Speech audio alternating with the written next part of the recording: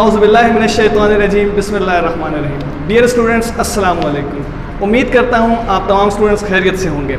इससे पिछले लेक्चर में हम एल्गोरिदम का टॉपिक स्टार्ट कर चुके थे, जिसमें हमने एक प्रॉब्लम अपनी सॉल्व की थी। आज का जो टॉपिक है इसमें हमारे पास प्रॉब्लम नंबर 2 है। प्रॉब्लम नंबर 2 हमारे पास ये है, find the largest of 3 unequal numbers. Problem हमारी ये है कि 3 अनइक्वल नंबर हैं, उनमें से जो लार्जेस्ट नंबर है वो हमने फाइंड करना है। जो लार्जेस्ट नंबर होगा उसको हमने आउटपुट पे डिस्प्ले करना है। तो सबसे पहले इसका एल्गोरिदम अगर हम खुद बनाते हैं तो क्या होगा।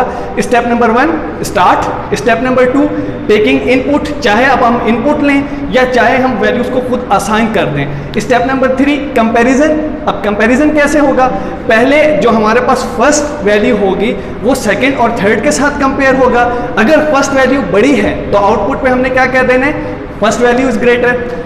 सेकंड नंबर पे क्या कंपैरिजन होगा, सेकंड वैल्यू का फर्स्ट और थर्ड वैल्यू से। अगर सेकंड वैल्यू बड़ी है फर्स्ट और थर्ड वैल्यू से तो आउटपुट पे क्या आ जाए, सेकंड वैल्यू इज ग्रेटर। और अगर फर्स्ट वैल्यू और सेकंड वैल्यू दोनों ही बड़ी नहीं है तो ऑटोमेटिकली ये कॉमन सेंस है कि थर्ड वैल्यू दोनों से बड़ी होगी। तो थर्ड पे हम बगैर कंपैरिजन के भी आउटपुट कर सकते हैं और दोबारा उसको कंपेयर भी कर सकते हैं, लेकिन हमें कंपैरिजन की जरूरत नहीं है। अगर पहली और दूसरी बड़ी नहीं है तो जाहिर ही बात है कि थर्ड वैल्यू ऑटोमेटिकली बड़ी होगी। तो आइए जरा इसका देखते हैं बुक के अंदर क्या एल्गोरिदम बनाया गया है।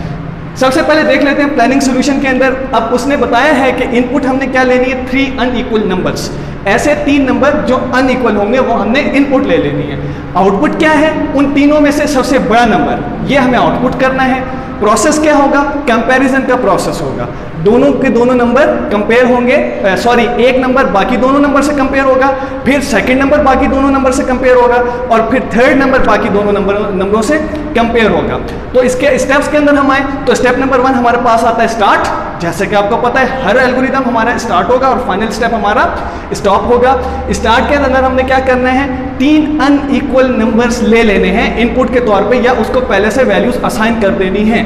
तो क्या होगा, let 3 number a is equal to 10, b is equal to 20, c is equal to 30। 10, 20, 30 पहले से हमने वैल्यूज 3 अनइक्वल नंबर ले लिए हैं, 3 अनइक्वल नंबर को वैल्यू असाइन कर दी है।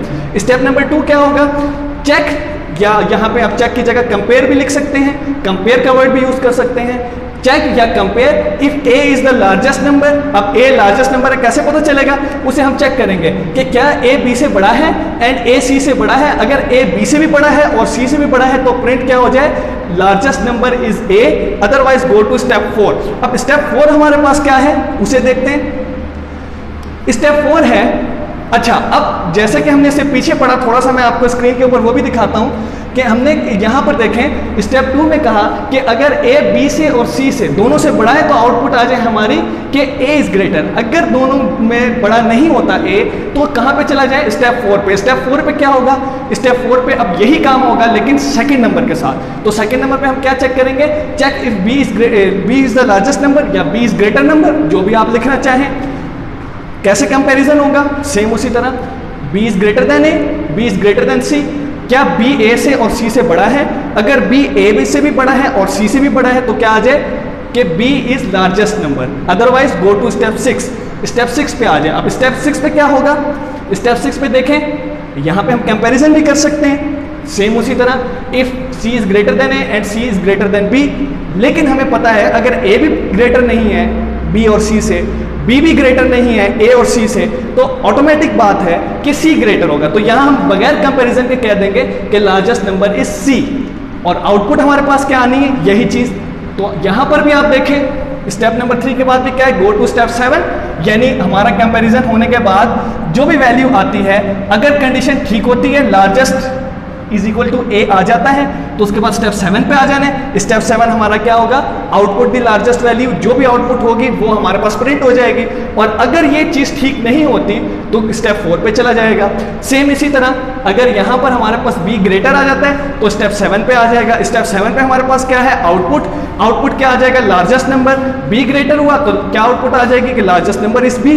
और अगर b ग्रेटर नहीं होता तो आउटपुट क्या हमारे पास आ जाती है कि हम अब किस स्टेप पे चले जाएंगे, नेक्स्ट स्टेप पे जो हमारे पास स्टेप 7 हुआ या 8 हुआ, जैसा भी स्टेप हुआ। और लास्ट स्टेप हमारे पास क्या होगा कि हमारा एल्गोरिदम यहाँ पर स्टॉप हो रहा है। अब इसी एल्गोरिदम के अगर हम फ्लो चार्ट की बात करें तो फ्लो चार्ट